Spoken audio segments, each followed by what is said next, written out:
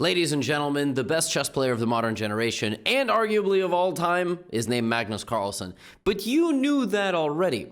In today's video, I'm going to take you through several games that Magnus has played recently here in September of 2023 in the Speed Chess Championship, which is an annual event, 16 players, knockout system, best players in the world, held on chess.com. Magnus is taking on top 15, top 5, top 20 grandmasters in this event, and he is making it look incredibly easy. This is going to be one of those deep dive videos that I like to do on Magnus, showing how he wins in a variety of ways, making commentators fall out of their chair, making all of us lose our minds. And before we jump into the games today, I'd like to thank the sponsor of today's video, Copilot. Folks, many of you play chess, and it's quite a workout for your brain. But did you know many of the world's best chess players are also in great physical shape? Now, taking care of your fitness is great, but the world of fitness can be pretty confusing. Weightlifting, nutrition, supplements, group classes, cardio, martial arts, Pilates, cycling, yoga, personal training. Yeah, it's confusing, but not for long, because you should say hello to Copilot. Copilot is an affordable fitness coach app that allows you to have personalized workouts based on your schedule and equipment. It's like having access to a personal fitness coach at all times for a fraction of the price. And this is my coach, Devin. First, I met with Devin to discuss my current fitness level, my nutrition, and my goals. And then he built me a flexible workout plan based on my schedule and the stuff that I had in my house. I've got lower back pain and really poor flexibility, so we decided to focus on lower body first. So Devin prepared this workout. I had a lot of stretching, I did arm and leg reaches, hip thrusts, split squats, you name it. Then afterward, we had some feedback and we planned the upper body session. This works great for me because I no longer have to Google workouts or save TikToks of hip exercises that I'm never going to do. And I can't really be lazy because the workouts are scheduled. And Devin will check in with me like, hey, everything all right? We gotta get a move on. But I can also tell Devin, hey, that exercise was too easy. Next time, let's up the weight. Imagine you had a chess coach that you could check in with at all times. You would probably be a world champion pretty soon. My friends, I highly recommend giving Copilot a try. You can click the link in the description below or use the QR code on the screen to get 14 days free with your own personal trainer. Now let's get back to the video. My friends, this is the game that inspired this entire video. Then I've got a game against Wesley So, who is an incredible player, actually 2 games against Wesley So, and then I will finish things off with a game against Jan Nepomniachtchi, the World Chess Championship challenger, the last person that Magnus defeated to win the World Championship. And guess what? He didn't beat me to win the World Championship, and he didn't beat y'all to beat the World Championship, so you are undefeated against Magnus. And me, you are undefeated. I'm not undefeated against Magnus. I'm 0-1 against Magnus, but maybe we'll get that one back one day. So Magnus was playing the Speed Chess Championship against Vidit Gujrathi, very, very strong Indian grandmaster. This game nearly made Daniel Naroditsky, one of the best commentators in the world, very strong grandmaster as well, nearly made him leave his seat and not come back. So Vidit began this game with d4. Now you may be like, oh, this is a bullet game, Gotham. Why are you showing a bullet game? And I'd be like, don't call me Gotham. That's not my legal name. It's 1+1 in the Speed Chess Championship. They get a second of bonus time, so it's a little bit actually more casual. And Magnus in this game plays a Benoni defense. In the Benoni, white plays d4, c4, black plays knight f6 and pawn to c5, and locks the center and basically waits for a little while, plays e6. And so you will notice that Magnus is actually delaying the move pawn to e6. This is actually a specialty of Magnus. This is kind of called the hesitant, the reluctant, the deferred, the delayed Benoni. But at some point, black runs out of moves that they can stall with and has to play the move e6. And then we get take, take. Now, this is a very imbalanced position. There are so many imbalances. First of all, no e-pawn for black, no c-pawn for white. So white has 2 center pawns. Black now has the open file to pressure. Black also has more equity on the queen side with b5 and all of this, but then white is going to play a4. The bishop is developed awkwardly. These pieces are going to develop to totally imbalanced squares. Rook e8 played by Magnus. Vidit defends the pawn in the center and reroutes the knight to c4. King h1, always a useful move in case you want to move the f-pawn like this. Magnus plays b6, preparing slowly to open up over there. Vidit plays a4, restricting that. Rook b8 played to prepare that more. Knight c4 played, blocking the light squared bishop, and immediately Magnus puts the bishop on a6. Now, if you're going to trade anything here with white, you would think you would trade the light squared bishop. Why? Black has a bunch of pawns on dark squares over there, so you would think black needs the light squared bishop. Also, you have a bunch of pawns on light squares already, so you don't worry about trading off your light squared bishop, but then Magnus takes on c4. Well, that seems kind of counterintuitive. Why would Magnus trade the bishop for the knight? Now there's dominant control of that side of the board. He plays a6.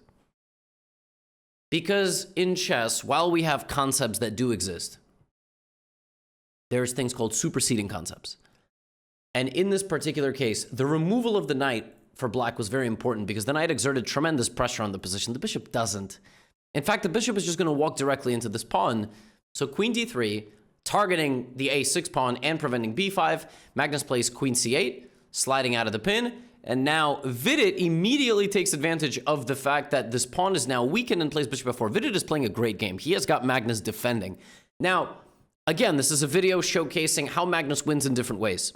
Offbeat openings, dynamic play. Right now, Magnus is playing defense. That's what he's trying to do. He's like a good, he's like a Djokovic down a set or 2 sets like he was in the US Open. He's just defending. And Vidit has to slowly, methodically play forward. But now g4. That's a bold move. g4 is a big undertaking. He's restricting Magnus's knight, and he's preparing potentially in the future some sort of attack.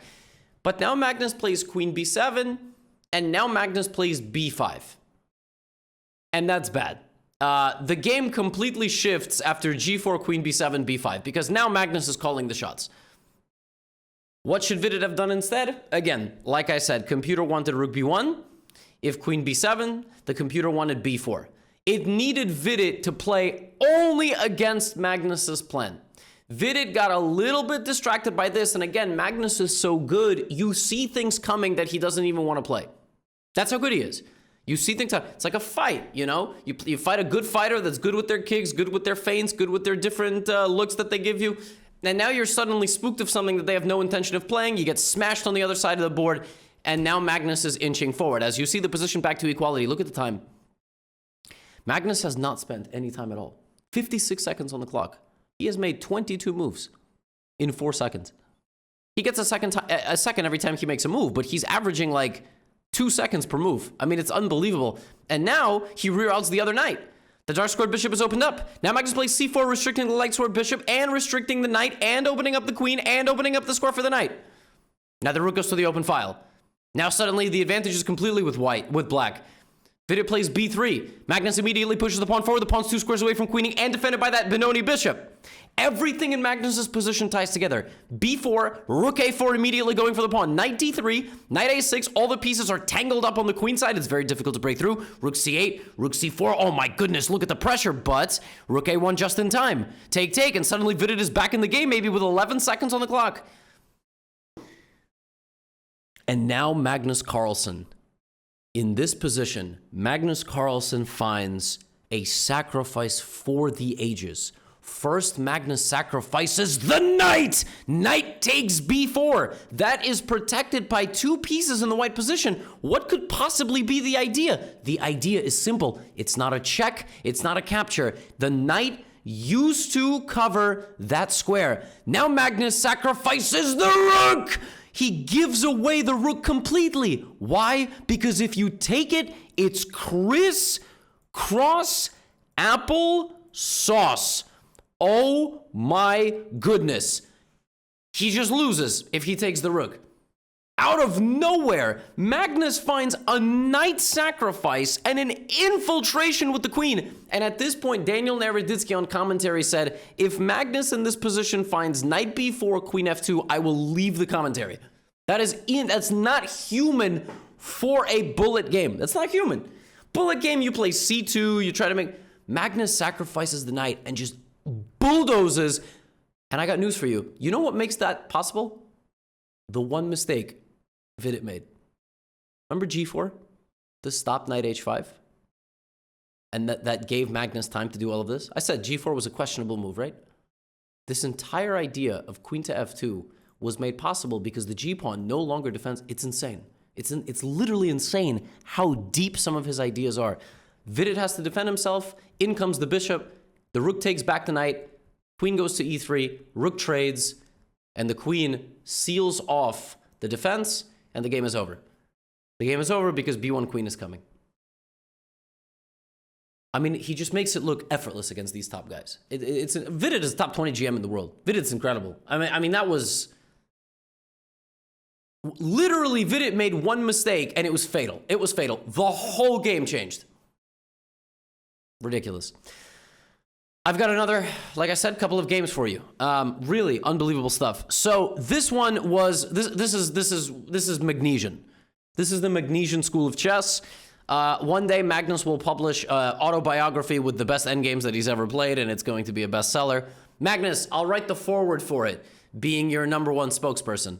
I've probably gotten Magnus more publicity than his publicist and manager combined. I mean, I'm not to take any credit, you know, I benefit from it too. Damn, my sweater is sparkly on camera. I like the sweater a lot. It's very nice. I like subtle, you know, bright color. I like fashion that's not offensive, but, you know, has a little bit of flair to it. Anyway, this is Magnus. Now, obviously, this is a 5-minute game. This is a Ruy Lopez. This is a bit more of an aggressive variation by black, and now Magnus plays this deferred pawn to d4. He plays this without actually moving a pawn to c3 first.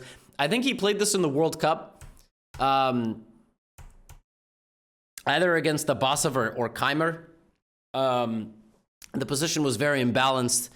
Queen f3, take, and this is the endgame that Magnus gets. Rook's knight and 7 pawns versus Rook's bishop and 7 pawns. Now, who's better here? Tough to say. By traditional metrics, white, because white has a better structure.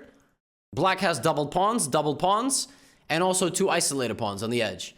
However, black has a bishop, which in most endgames is better than a knight, and black has more open lines, because actually having the broken structure gives you certain dynamic opportunities that your opponent doesn't have. There's something in chess called statics and dynamics. Statically, just looking at it right now, white has a better position, just stagnant. But dynamically speaking, black could play things like f5, which is exactly what he does. f5 is losing that double pawn, and if you take it, the rook immediately gets in, and this is dynamic play. Look at this. There are 7 pieces on the second rank. The rook there is a major problem. So obviously Magnus doesn't do that. Rook b1, and we have a trade, and this is now the endgame. Black has obviously some split structure. Black has 3 pawn islands and a cluster. And just watch. Magnus's pawn is under attack, so he plays pawn to b3. Not complicated. King g7, improving the positioning of the king. Knight g3, rotating the knight to potentially get to the f5 square. Also offering a trade of rooks. Black really doesn't want the trade of rooks because white would get the only open file. That is just not something that black should do. So the king comes up, covers that. Magnus now Wait, but didn't I just say that he doesn't want to give up the open file? Yeah, but now king f1. You know why? Because the knight versus bishop endgame might actually benefit white. Because black has too many isolated pawns. These pawns are very exploitable. Very exploitable. The king and the bishop cannot converge in the center because those pawns are going to be targeted. If that pawn ends up on a light square, it's dead. It's dead because the bishop can't guard it. If this knight ends up there, the bishop could guard it, but then the bishop can't move. And then the white king could maybe walk over there and just win the pawn. So he's hesitant to go into a rook endgame. All you need against Magnus is hesitation. That's it. That's the end. You hesitate, it's over. It's like a fight. My boxing trainer always tells me, the second you start thinking, you lost the fight. You lost. You have to move now. You have to move fluidly. Rook e4. The bishop gets anchored in with a pawn move. Magnus notoriously is so careful with his pawn moves. Watch how many pawn moves Wesley makes in this endgame. Watch how many pawn moves Magnus makes in this endgame. Wesley makes a pawn move. That's 1. Okay? Magnus plays this, but I hardly count that because that's just a defensive move. Okay? Couple of moves later, right? Wesley plays another pawn move. a5. Plays a5. 2 pawn moves for Wesley. A little bit later, Wesley makes another. 3 pawn moves. Magnus not touching his pawns if he doesn't have to. Gives a check, forces the king into the middle, hits the bishop, threatening to win it. The bishop's got to move. Now rook a4 to pressure that isolated pawn. Now g3. And again, g3 he doesn't make lightly. He wants to kick the bishop out. He also doesn't want to lose this pawn. So he wants an aggressive move. g3, 2, but now 4. 4 for Wesley. And the pawns are moving forward, immediately zipping around to the other side, targeting those isolated pawns that he helped create. The bishop goes back, king g2, 5 pawn moves for Wesley. Wesley's idea there was to seal away the rook over here. But this is a massive mistake. It's a massive mistake because now the light squares are up for grabs. Check, sliding into h5. Equity has been won on the light squares in the center. That is another pawn move. That is 6 pawn moves now. 6 pawn moves for Wesley versus 2 in this endgame. Knight t3, he does this. That's 7 pawn moves. Now, Magnus has to take back, so it, again, doesn't really count. 8 pawn moves! Why did he move that? Because this was targeted. There was no other way, and it might be the best move on the board, but you see what I'm talking about? See how Magnus has made progress in this position without even touching his pawns? Black has come to him, and look at the time. The time that Black spent doing this. Take, rook a2, Magnus gives a check. He defends the pawn and hits the rook, gets in, rook takes d4, he's up 2 pawns, the game is over. Couple more moves, knight d8, he's gonna win this pawn, he's gonna get to the bishop, he's gonna win this pawn, Black has absolutely no time to save the game, and he resigns. It is unbelievable how simple Magnus Carlsen makes some of these games look. Like, he plays an opening, he plays a Spanish, he gets Wesley out of the comfort zone of a Spanish that he might be used to. Look at Wesley spending time in the opening, right? Wesley is one of the most theoretically well-prepared players in the world. Wesley spending a lot of time in this opening getting to this position, and he's thinking on every move. So what does Magnus do? He doesn't even think. Does not keep the tension, goes straight for the endgame, because he knows the soul-sucking effect this has on people. I'm in an endgame versus Magnus. I'm in his game right now. I am playing his game. I'm fighting his fight, right? And look at the hesitancy. Look at that, 240 on the clock. All right, Black trying to play a little faster, trying to speed up a little bit. Now suddenly 155 on the clock, right? 144, 130, 120, 108, below a minute with 49, and that is the move. You make a big mistake against Magnus, you have 49 seconds on the clock to figure out the rest of the game. Magnus gets it done. But Magnus also ridiculous, you know, from the dynamic standpoint of things. So in this game, Magnus was playing Black, and this game was not an endgame at all. This game was not some imbalanced and nuanced position and tact. No, this game was a murder. This game, Magnus stepped on the gas and he never looked back. And I mean, this is what I'm saying. His ability is unbelievable. So Wesley begins with b3. Magnus plays e5. So we have a Nimzo-Larsen. And don't be alarmed by the strangeness of this opening. It is very, very weird. The knight comes out to a3 to go to c4. Don't worry about it. If your kids are watching, you might want to cover their eyes. This is R-rated. Knight to e2. Magnus goes for a trade. We have an en passant, which is great. A trade. And now the following position. Now, most people here, if I asked you like an intermediate or, you know, you would say pawn to d5 and bishop to f5 and, you know, something like d5, castle, bishop f5. And that's not wrong. But in chess, as you get better, you start realizing certain things. You don't need to adhere to principles all the time. You don't. If there's something better, play the thing that's slightly better. Right now, and for the next 20 moves of this game, Magnus demonstrates initiative. Initiative in chess is a sequence of moves that simultaneously creates threats against your opponent and also improves your position in the long term. For example, the move a6 is just simply a threat, because after bishop takes and pawn takes, I mean, you can argue that's a threat, but, right? But this is initiative. Knight to b4. Knight to b4 threatens to trap the bishop, because the bishop now can't take the knight. So if white castles, a6, b5, the bishop is trapped. So white has to respond. If white plays queen c3, black is going to anchor in the knight and continue to try to trap the bishop. So Wesley undevelops his knight. He undevelops his knight to meet this move with this move. Pawn to a6, improving the position. Pawn to a3, counterattacking. Knight bd5, the bishop is still hanging. There's still initiative happening in the position. Bishop to c4. Now, the initiative is over, right? Initiative is over. Everything that Magnus just did, no, there's nothing here. This is defended. All right, time to develop some more pieces. No. In this position, Magnus finds knight takes e3. It's one of the weirdest tactics I've ever seen. Look at how much time Wesley's down. 26 seconds. The idea of knight takes e3 is to sack the knight before the bishop could take it and then trap the bishop in the center of the board. But not just trap the bishop in the center of the board, trap the bishop in the center of the board in a way where black's queen is coming out and this pawn is weak. So if white castles here, you take, and you go to this pawn, and white just can't defend it because of that sacrifice. So now queen d4, take, And Magnus just will not stop making genius moves. Queen d4, right? No, you take my queen, c5. C5 is genius stuff. Genius stuff. If title players watch this, they might go, oh, well, c5's obvious. No, c5 is brilliant stuff.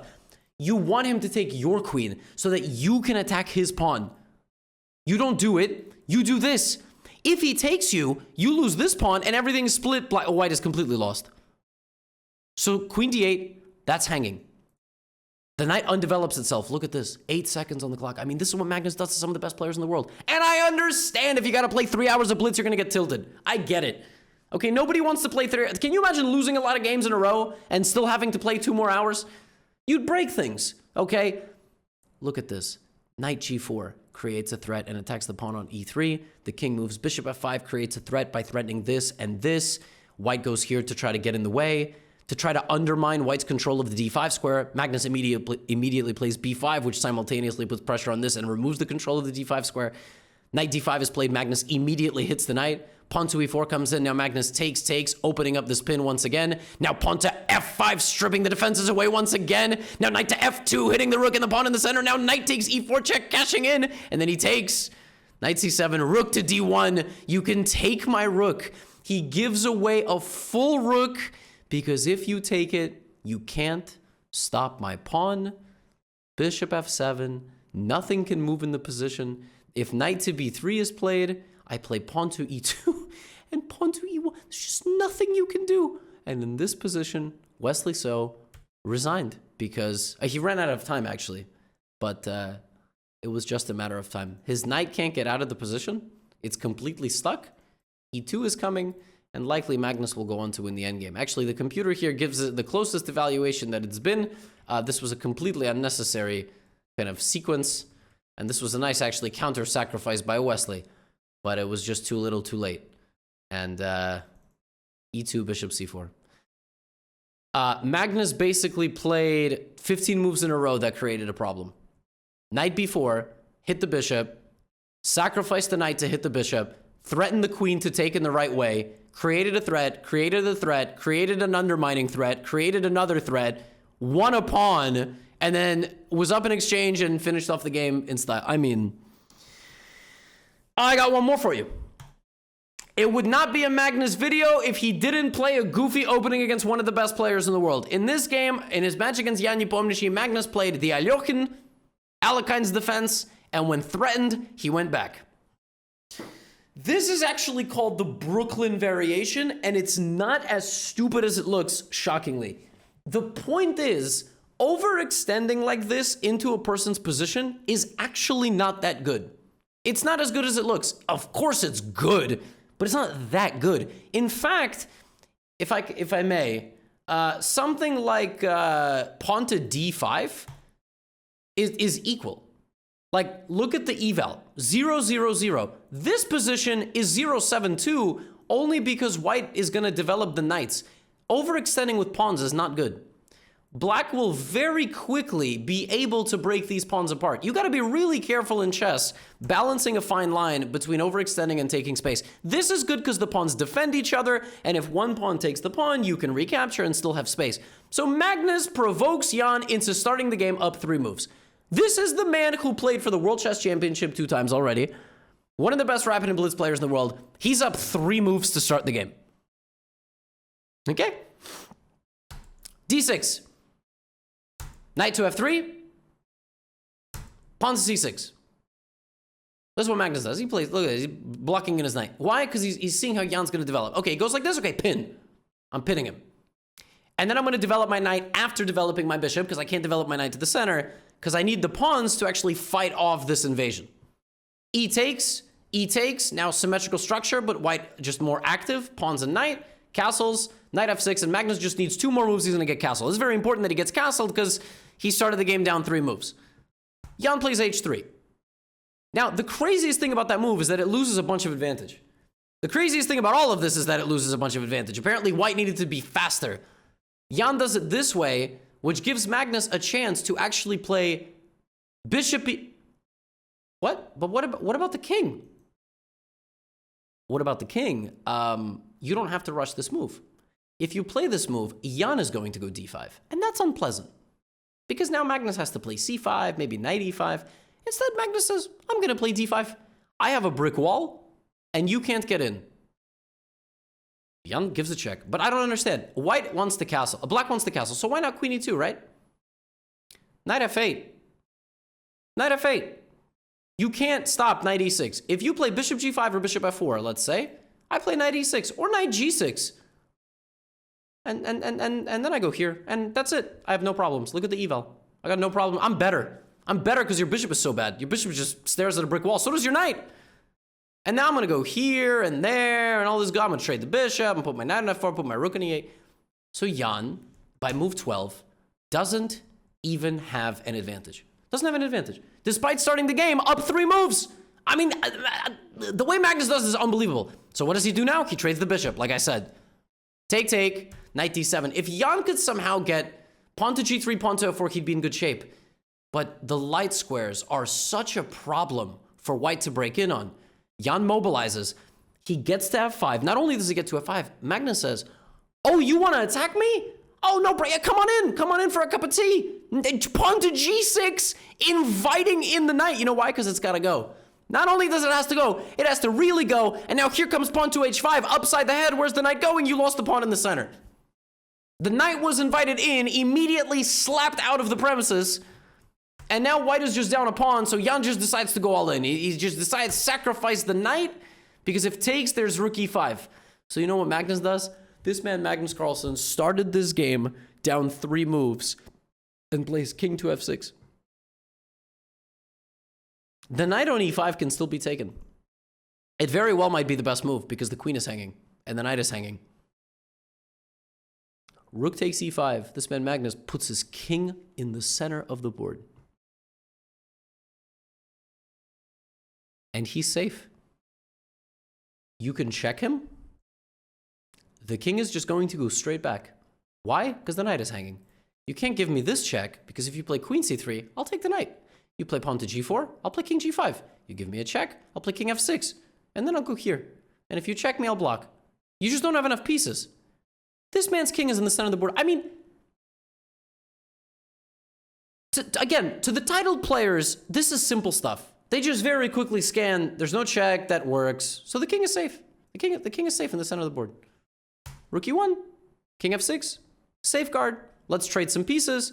Knight e6. By the way, knight takes e6 would have ran directly into pawn to d4 with pins and stuff. So rook e6, f e6, Magnus blocks his king, and Jan resigns. Jan resigns. Jan was just yet another victim of the M train, the Magnus Express. Magnus starts this game down 3 tempi, and although it is bullet, we saw the magic that he can work in bullet against Vidit. We saw the magic in this game that he can, I mean, just so effortless. 3 tempi down, immediately safeguards his position, and just completely effortlessly untangles, slaps the knight around, puts his king in the center of the board, and check, and white resigns a few moves later. It's just unbelievable stuff. I mean, just at a level that we can only aspire to be at as individuals. I'm really, it's incredible stuff. My friends, I hope you enjoyed this video. Quick shout out once again to today's sponsor, Copilot. I already said you can get 14 days free with a personal trainer. Link is in the description, and definitely make sure to check them out. I've been doing some of these sessions on my phone, so shout out to them for sponsoring. Shout out to Magnus for constantly putting on dazzling chess content. I'll see you in the next one. Get out of here.